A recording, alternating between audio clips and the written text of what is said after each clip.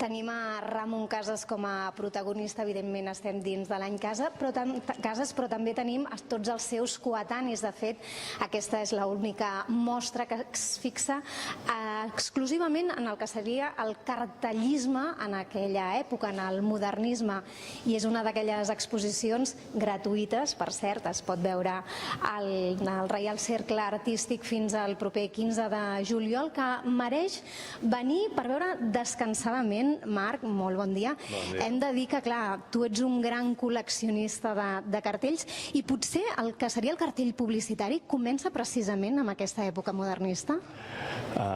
Sí, de fet són coincidències històriques. Per un costat la cromolitografia, que és la possibilitat d'imprimir amb colors. Per altra banda la revolució industrial, que a Catalunya es produeix bastant abans que el resto d'Espanya, som una mica a l'hora d'Anglaterra, d'Alemanya. I sobretot que la indústria al final el que genera és un excedent de producció que es té que vendre, i això és el que genera publicitat. Però ens trobem en un moment que justament la gent no sap gaire llegir i escriure, i per tant els missatges tenen que tenir un contingut com molt explícit. Han de ser visualment molt potents. Tenim, per exemple, aquí un paradigma, que és aquest de l'Anís del Mono. Potser no tothom sabia llegir Anís del Mono, però, per exemple, tenim aquest fons verd i just al costat l'exemple de Casas, on el Mico el tenim molt identificat. Sí, bueno, el cartell d'Anís del Mono és una imatge corporativa que encara avui, malauradament, Vicenç Bosch va morir, tota la seva família, i no està a Badalona. Bueno, a Badalona hi ha la fàbrica, però la companyia és de Jerez.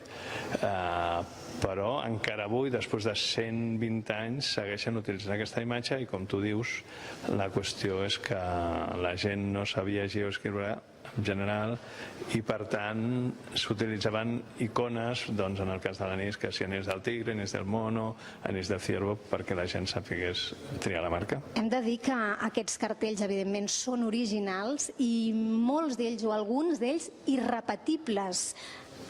Sí, tot el que veieu aquí són cartells litografiats d'època, és a dir, no hi ha reproduccions, és a dir, tenen a mitges més de 100 anys, i d'alguns potser hi ha 150, 25 exemplars, però d'alguns jo no conec ningú que tingui un exemplar, perquè a l'època tampoc es conservaven. Hem de contextualitzar, per exemple, els que veiem en aquesta paret, que serien coetanis, en aquest cas, no catalans, sinó estrangers. Sí, en aquest cas tenim, per exemple, aquest que és un prodigi de la tipografia, i a part de la litografia, que és fantàstica, que és de Mataloni, que és un artista italià. Aquest és un cartell arxifamós de Job. Job és una marca de paper de fumar que encara existeix avui. És imprès a París, i Mucha és txec. Ivan Lendl era el millor col·leccionista de cartells de Mucha. Aquest d'aquí també m'interessava molt perquè és un altre italià. El cartell imprès a París, el cartell és de Leonetto Capiello, que és italià, i en canvi la marca, el client, és Miguel Serra de Lleida, és a dir, Anís Infernal, que és boníssim, no?, com a imatge gràfica. L'altre tema important d'aquesta exposició és que molts dels artistes catalans que aquí s'exposen, podrem dir Rossinyol, de Riquer, Gualo, Trillo, eren membres i socis del Reial Cercle Artístic on ens trobem, que era, diguem, un dels motors artístics de l'època.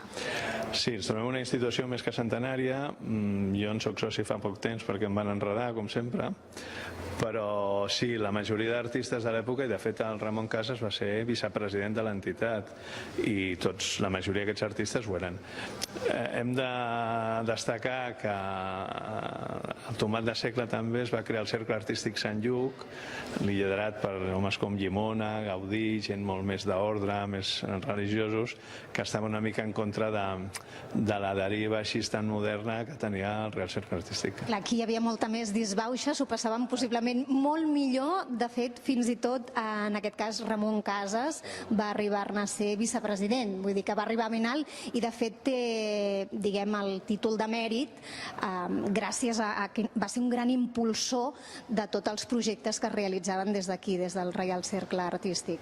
Sí, el Ramon Casas és una persona que treballava molt per l'alta societat catalana, amb retrats i olis, però que per altra banda tenia aquesta vida de bohèmia, de la modernitat, i que compaginava les dues coses, la seva família d'alta societat i feia retrats per gent important, però per altra banda col·laborava amb revistes i publicacions com Periploma, Quatre Gats, com per exemple també Quatre Gats era part de revista, era un bar, una taverna que es deia a l'època, on es trobaven, doncs, seria com una mica l'icona de la catedral, no? El Sac de Santorum, no?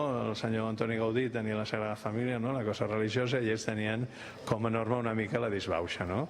I aleshores...